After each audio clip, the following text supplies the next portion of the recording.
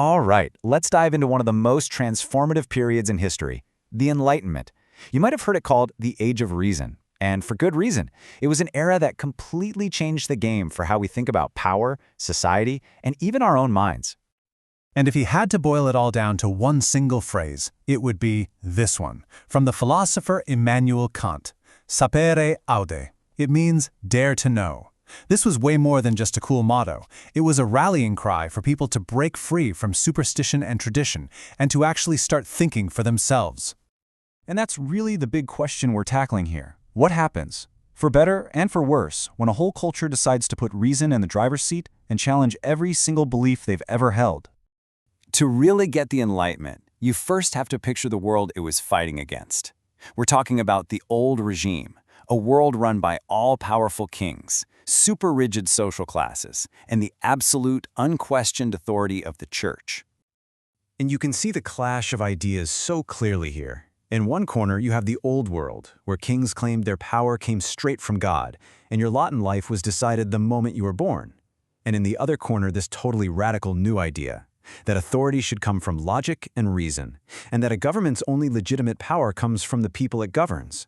This wasn't a small adjustment, it was an earthquake in human thought. So how are they going to build this new world? Well, thinkers all over Europe basically developed a new intellectual toolkit. It was filled with these powerful new concepts designed to rebuild society from the ground up, all based on logic and reason.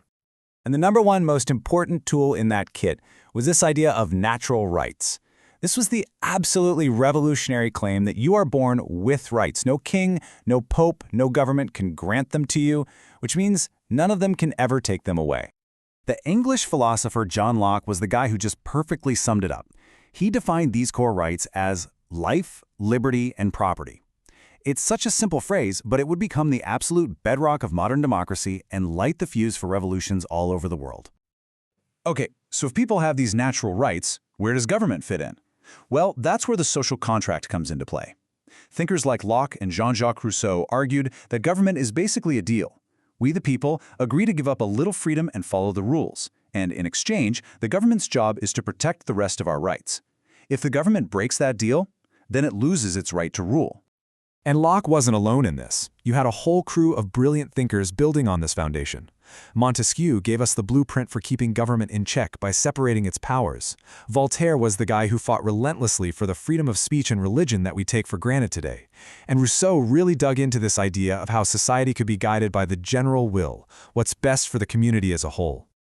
Now you have to understand, these ideas were explosive.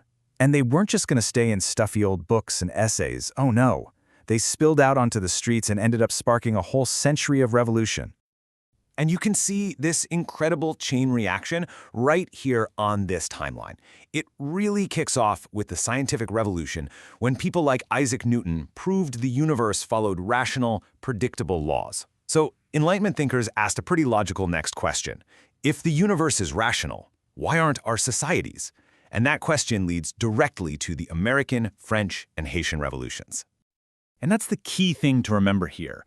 These weren't just wars over land. They were wars over ideas. Every single one was a real-world rejection of that old way of thinking, an attempt to build something new using that Enlightenment toolkit. But how did these ideas spread from just a handful of philosophers to, well, everybody else? How do radical ideas go viral before the internet? Well, just like today, they needed a network. They needed places where they could be shared, debated, and cranked up to 11. And this was the network. This was the social media of the 18th century.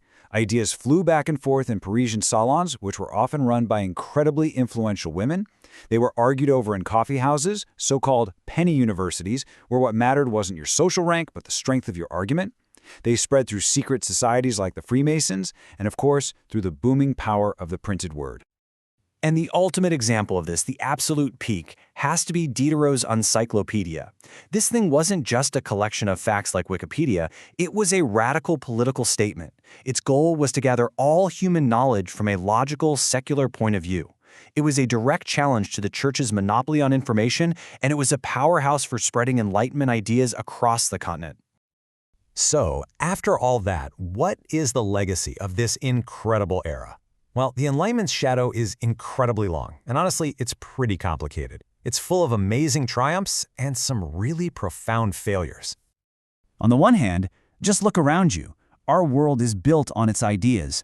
The very concept of democracy, the scientific method, the rule of law, the separation of church and state, even the belief in universal human rights, all of that is a direct inheritance from the age of reason.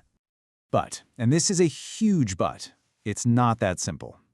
The universal rights they talk so much about, in reality, they were often just for white, European men. That same focus on reason was twisted to justify colonialism and even invent the disgusting pseudoscience of scientific racism. The voices and rights of women and people of color were almost completely ignored. And that kind of leaves us with one final big thought. If the greatest lesson from the Enlightenment is to dare to know, to question everything, then maybe the most enlightened thing we can do today is to turn that very same questioning back on the Enlightenment itself. So which of its ideas have we just accepted without thinking, and which ones do we still need to challenge today?